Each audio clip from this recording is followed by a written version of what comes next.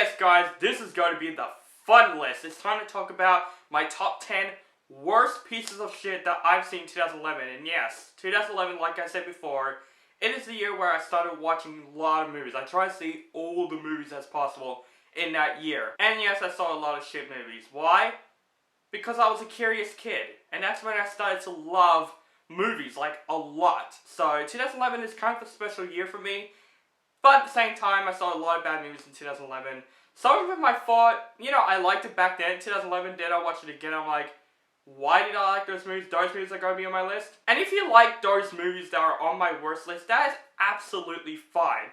There's a lot of movies that people could like. And if you guys like those movies, I'm happy you like those movies. These are just the movies that I personally hate. Before I start this list, make sure you guys subscribe to my channel and notify for more movie reviews and other movie related content. If you want to do that, just ring the bell to notify that. So guys, no further ado, let's get started talking about the worst movies that I have seen in 2011. And yes, there are a lot of worst movies in 2011. So let's get started. Number 10. So let's start off this shitfest with probably the most generic kids movies that I have ever seen. And I think this is a shit year for family films in my personal opinion. Mars Needs Moms. I think this is the last film that they use motion capture animation. Movies like Polar Express, Beowulf, Monster House, like Robert Zemeckis, involved in motion capture animation, realistic looking animations. I think Mars Needs Moms is the last one, at least in animated form, and it didn't conclude that well. Everything about Mars Needs Moms is just cliche and generic, with a pretty simple plot, with pretty simple lessons for kids, and made that just forgettable as hell, with forgettable characters, forgettable animation, and really forgettable story entirely. Number 9. Of course I gotta put Green Lantern on my top 10 worst movies of 2011. I'm really surprised that Jeremy Jahns and Chris Stuckman didn't put this movie on their list. I'm really shocked. Because Green Lantern is just one of the worst comic book movies ever. Actually, I have a friend that said Green Lantern is one of the worst movies ever made. And I won't disagree with that. Everything about Green Lantern is a mistake. It sets up this world that could have been so cool, but made that as lame as possible. And this is the second, Ryan Reynolds failure. Literally, after X-Men Origins Wolverine, I was literally interested in him in Green Lantern, and yep, just plain worse. Like I said, in 2011, I used to like this movie, and then now I watch it again, I'm just thinking, why did I like this movie? The first heroic thing that Green Lantern did is turn a crashed helicopter into a race car. Yeah, that's how bad this movie is, just from that moment, especially the terrible CGI suit, and the villain is a fucking space cloud. What is with villains as space clouds? It's just not scary. Number 8. Now, talking about coming-of-age action film, that's a really cool genre. But Abduction just completely wastes our time with that. Now, I'm just gonna be honest and not try to be mean about it, but I think Taylor Lautner is not a good actor. He's a good stuntman, but not a good actor. In this movie, he was atrocious in this movie as acting. There are parts that it's okay, he's trying, and there are parts in the movie that I'm just okay, he looks like he had enough. An action movie that has a really unique concept, but they just make that as boring as shit. With a shitty romance, shitty looking action scenes, everything about the story just does not make sense entirely. I feel bad for Abduction because it has a good possibility that this could be a cool action, fun movie, but it just completely wastes our time. Number 7. Oh yeah, Cars 2. Like Green Lantern, Cars 2 has to be on my list because this is a Pixar film. Pixar, one of my favorite anime companies ever. And they just ruined it with Cars 2 with probably the most unnecessary sequel that I have ever seen. Incredibles 2 came out after this. Cars 2 is the first idea before that. Cars 2 completely wastes its potential. It's going from this really unique spy movie that just turns out really shitty. We got the secondary character that we hated from the first Cars movie as the main character. Everything about Cars 2 is literally a big disappointment. Number 6. Alright, talking about remakes that are completely unnecessary to begin with. Conan the Barbarian. Why do we need this? Arnold Schwarzenegger's classic is all we got. And people are just you know what, let's remake that. I didn't watch this movie in the theater, I watched this movie on Netflix. I just saw it on Netflix and I'm oh, Conan the Barbarian did a remake with Aquaman?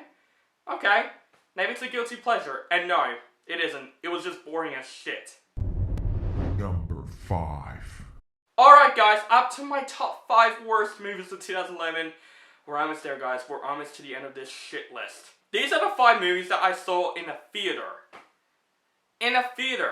I saw The Roommate in theaters. Now, I don't mind, like, guilty pleasure, like, obsessive movies. Some of them I just watch and just have a laugh at it, just how funny those movies are. The Roommate, I have no fun with it. This movie is just plain out what I call boring. It's going from this roommate that's obsessed with another roommate, and they just make that so stupid and boring as shit, with the main character doing really dumb decisions in the film. Number 4. Another movie that I should put in my top 10 worst movies of 2011. This is one of the most annoying movies of that year, and every time I hear that movie, I just want to bang myself on the wall. The Smurfs. Yes, I watched this movie with my little sister and my mom's friends' kids. Yep, I had to watch this pile of shit. I wasn't even excited for this movie to begin with. It looks like one of those Alvin and the Chipmunks rip-off movies that shouldn't be that movie, and The Smurfs is definitely one of them. And guess who directed this pile of shit? Roger Gosnell, who directed the original Scooby-Doo movie, Show Dogs later on, Beverly Hills Chihuahua. This is one of the worst directors I've ever seen, and The Smurfs shows a bright example of why Roger Gosnell is the worst family director that I've ever seen. Number 3.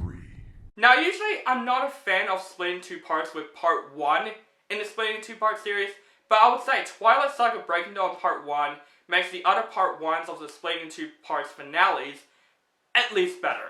Everything about Twilight Saga Breaking Dawn Part 1 just represents the worst movie in the franchise, and it's even the worst franchise to begin with. Literally nothing happens in Twilight Breaking Dawn Part 1. It's just Edward and Bella just getting married and having a baby. That's this movie. Nothing freaking happens. It just felt like it's just some recording of like a family video or something that we really don't give a shit about except for the family themselves. It's just nothing happens. This movie's just boring as shit, and the acting just gets worse and worse from the franchise for there, and I would say it's the worst acting that I've ever seen in the series. Number 2. Alright guys, we're almost there.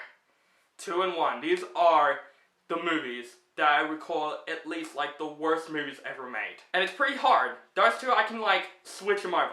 Coming to my number 2, I would say is the worst family film of that year. I cannot believe they're gonna make another Shark Boy and Lava Girl. Robert Rodriguez is still not over that. Spy Kids 4 all the time in the world. Now, I like Spy Kids. I like the first 2 Spy Kids movies.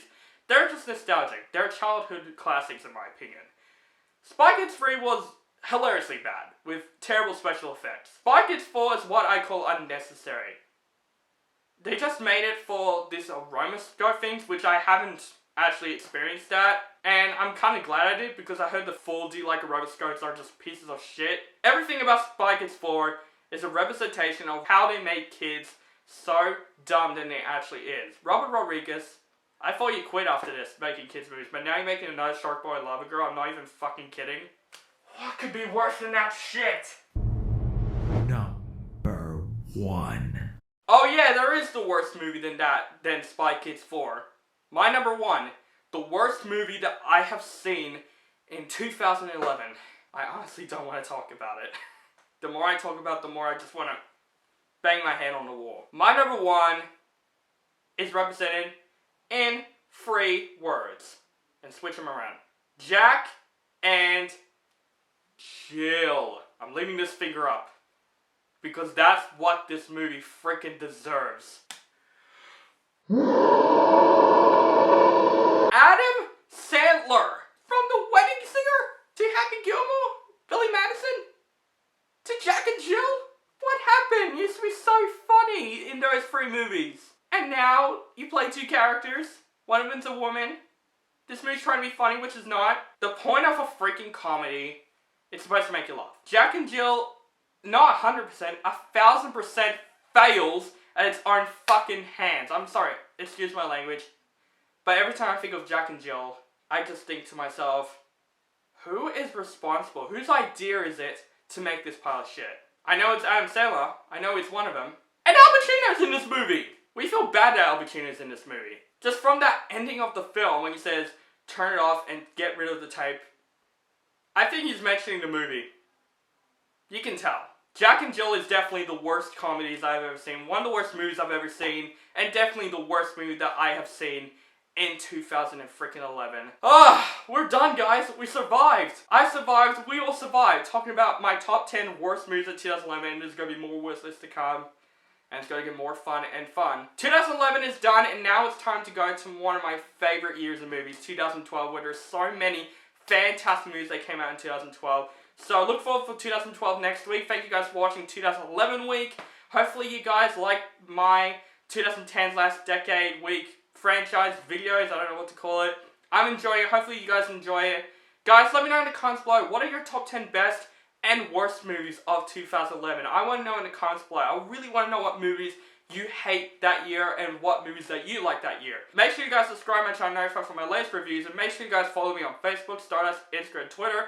Thank you guys so much for watching, and have a nice day.